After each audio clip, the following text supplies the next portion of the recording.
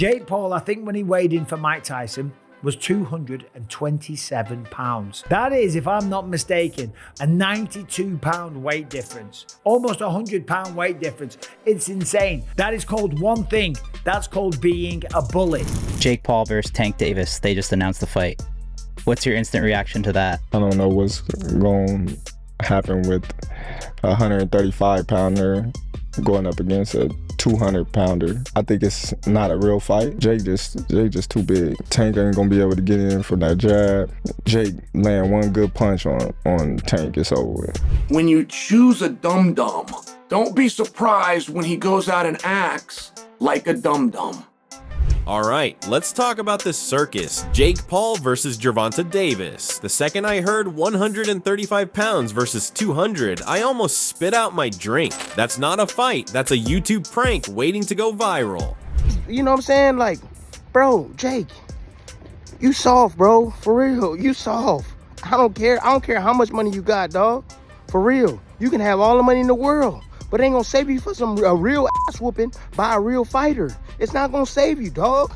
Jake's walking in like the heavyweight bully at recess, and Tank's the kid with dynamite in his backpack. And here's the kicker, size doesn't always equal safety. We've seen Tank fold dudes like lawn chairs, so imagine him detonating on Jake's chin.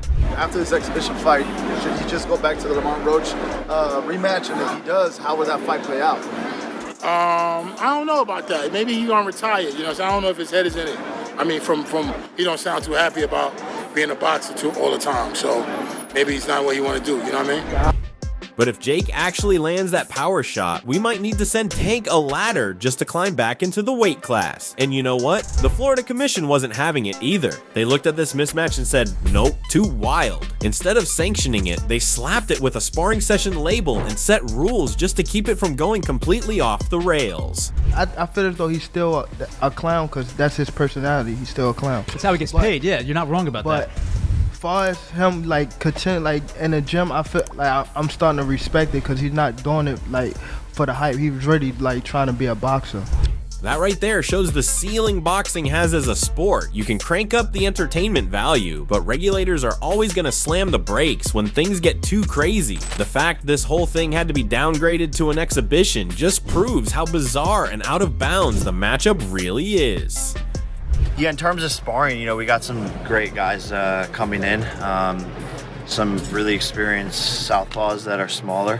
I think Montana Love is coming in. Shakur Stevenson wants to come in. Jermaine Ortiz. We're going to hit up Erickson Lubin, some of these guys. So we're just going to bring in a plethora of fighters that are fast, quick, shifty southpaws.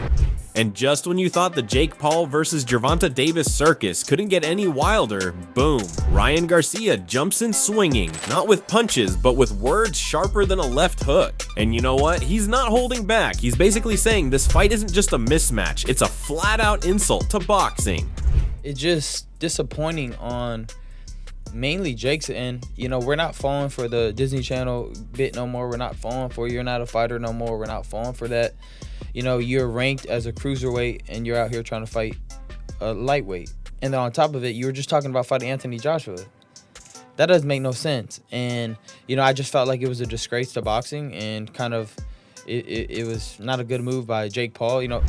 And honestly, I get it. Jake's been out here calling out Anthony Joshua one week and then chasing Tank the next. That's not matchmaking, that's speed dating gone wrong. Ryan's telling us what we're all thinking. Casual fans don't see the weight classes, they just see names. And if Tank doesn't absolutely light Jake up, people will walk away thinking Jake Paul's a legit pound-for-pound star. That's the real danger here. Not Jake's right hand, but the illusion it could create.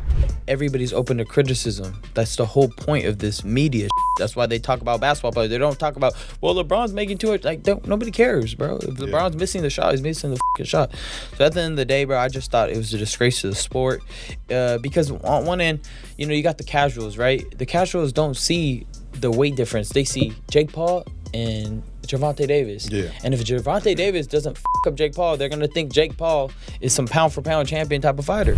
And right after Ryan Garcia flames Jake Paul versus Tank as a disgrace, here comes Chael Sonnen tossing gasoline on the fire, and man, he's cooking. Chael basically says, forget the hype, this fight sucks. And you know what? He's got a point. We went from Jake calling out Anthony Joshua to now fighting Tank Davis. That's not strategy, that's throwing darts at a boxing poster blindfolded.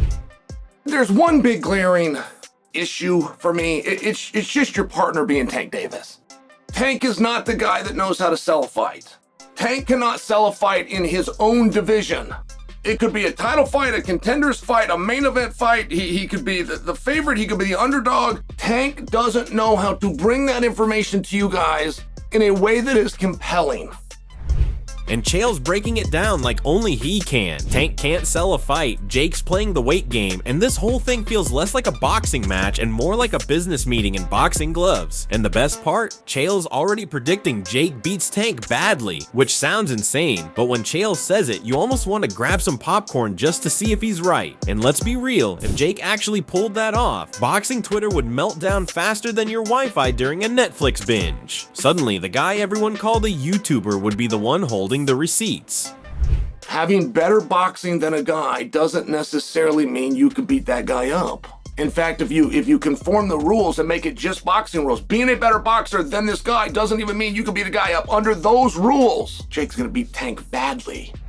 And just when you thought Chael was the only one scratching his head, boom, Daniel Cormier steps in like the substitute teacher who actually reads the syllabus. Cormier's over here pulling the curtain back, reminding us that Netflix isn't in the fair fights business. They're in the crash the internet business. And I can't lie, he's right. Jake Paul keeps showing up with numbers like he's the human version of clickbait. But Cormier's honesty is refreshing because he flat out admits, yeah, Jake's improved. Yeah, Jake's serious about boxing, but Tank at 135 against Jake at cruiserweight. That's like booking a sumo wrestler in a salsa dance contest. Wild, entertaining, and probably unfair. Gervonta Davis wins this fight. Everything Jake Paul has done is wiped completely out. Gervonta Davis loses to Jake Paul. Obviously, it's going to hurt who Gervonta Davis is. He's one of the best pound-for-pound fighters in the world. But he lost to a guy that's going to be upwards of 70 pounds bigger. But here's where it gets funny. Cormier went from, nah, this makes no sense, to, you know what, I'm watching it anyway, in record time. And honestly, so will we.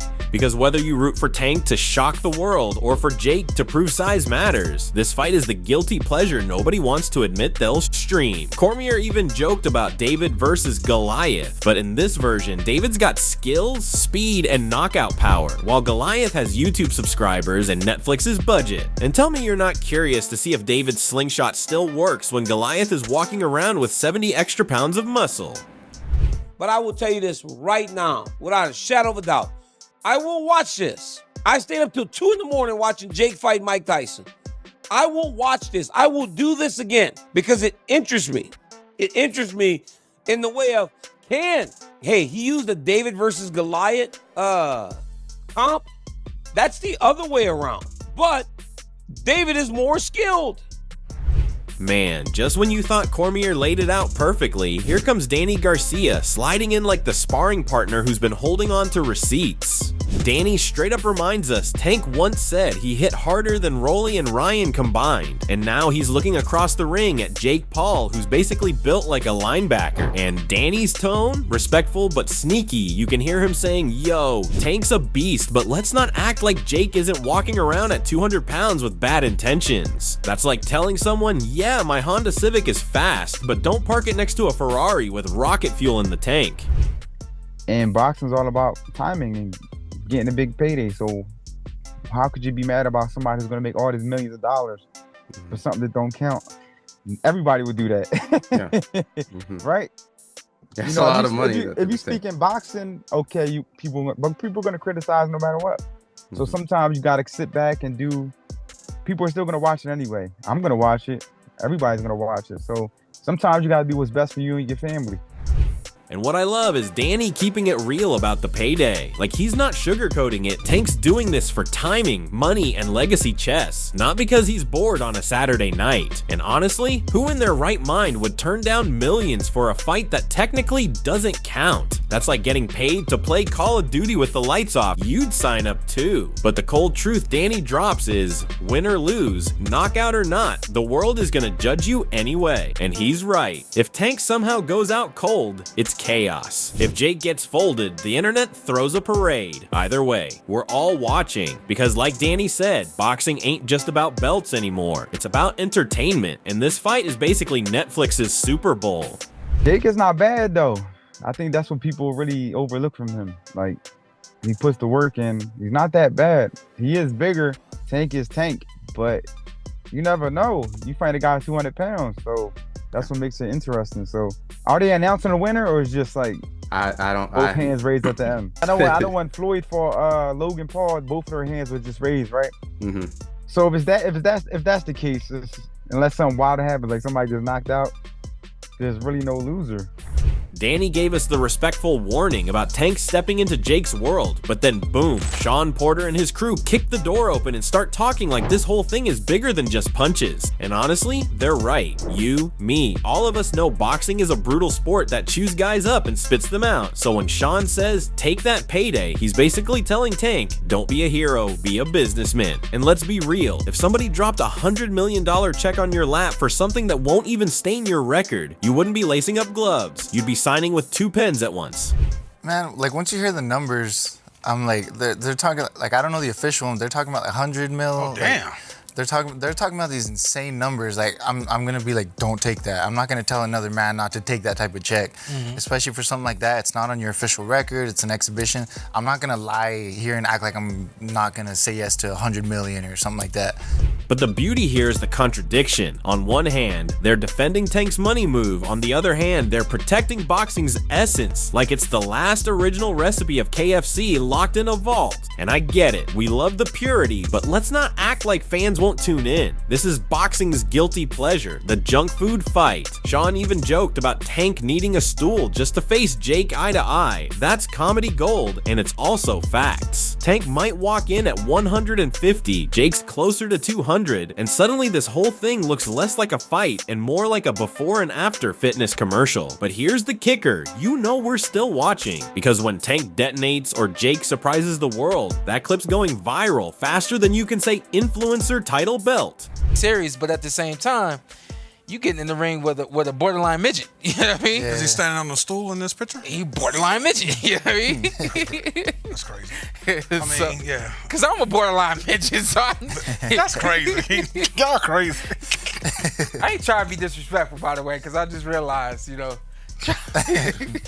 Alright, so here's the bottom line. Jake Paul versus Gervonta Davis is the kind of matchup that makes you roll your eyes, laugh out loud, and still secretly set a reminder for fight night. It's ridiculous. It's risky. It's not even official. But you better believe it's going to break the internet. We've got Ryan calling it a disgrace, Chael calling it business, Cormier calling it chaos, Danny calling it dangerous, and Porter calling it a payday. Basically, everybody's got a hot take and we're all eating it up like fight night popcorn. But I want to hear from you. Who's got the edge here? Does Tank prove that size doesn't matter when you've got dynamite in your gloves? Or does Jake finally shut down the YouTuber talk with a shocker that sends Tank into meme history? Drop your thoughts in the comments. Let's debate this one like it's the main event itself. And yo, don't ever forget to like, share, and subscribe to Boxing Headquarters. See you in the next one.